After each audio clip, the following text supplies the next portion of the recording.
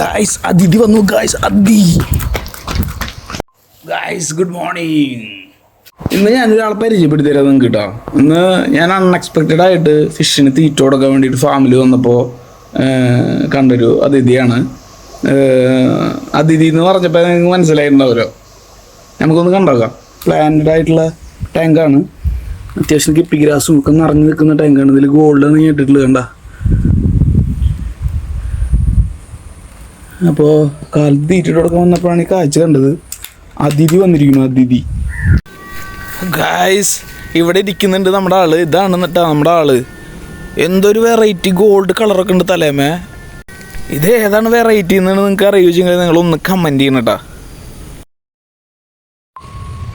എന്തായാലും നല്ല ഭംഗിയുള്ളൊരു സാധനമാണ് കേട്ടോ. എന്തായാലും ഇങ്ങനത്തെ ഒരു ഫിനിഷിങ്ങുള്ളൊരു പാമ്പിനെ ഞാൻ അതുവരെ കണ്ടിട്ടില്ല. ഈ ഡിസൈൻ ആദ്യമായിട്ടാണ് ഞാൻ കാണുന്നത്. എന്തായാലും ഞാനൊരു ഫിഷിൻ്റെ നെറ്റ് എടുത്ത് കൊടുക്കുന്നുണ്ട്. അതിനെ പിടിച്ചിട്ട് നമുക്കൊരു ബക്കറ്റിലേക്ക് ആക്കാം. എന്നിട്ടാവും ബാക്കി നമുക്ക് എന്താ ചെയ്യേണ്ടതെന്ന് ആലോചിക്കുന്നത്. ഈ സൈഡ് ഞാൻ വീഡിയോ ഒക്കെ എടുക്കുമ്പോൾ നല്ല പോസിങ് ഒക്കെ തന്നു. ഞാൻ ആദ്യമായിട്ടാണ് കേട്ടോ ഇങ്ങനത്തെ ഒരു വെറൈറ്റി പാമ്പിനെ കാണുന്നത്.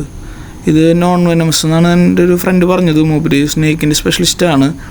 അപ്പോൾ മൂപ്പര് പറഞ്ഞത് നോൺ വെനമസ് ആണെന്നാണ്. പക്ഷേ നല്ല ഭംഗി. പോടാ എങ്ങോട്ടും പോയി രക്ഷപ്പെട്ടറാ. വെള്ളത്തിൽ വീണ് ചാവാൻ നിൽക്കണ്ടാ.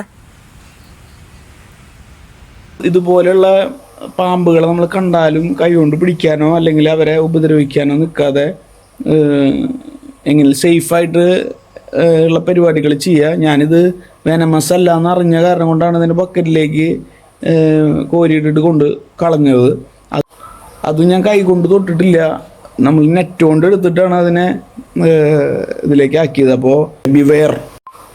ആരും ഗപ്പി വെള്ളത്തെ ചേട്ടൻ അങ്ങനെ പറഞ്ഞു എന്നുകൊണ്ട് ഇത് ചെയ്യരുത്. അപ്പോൾ ഇതുപോലുള്ള വീഡിയോസ് നിങ്ങൾക്ക് കാണണമെന്ന് വെച്ചെങ്കിൽ നമ്മുടെ പേജ് ഒന്ന് ഫോളോ ചെയ്യാട്ടോ.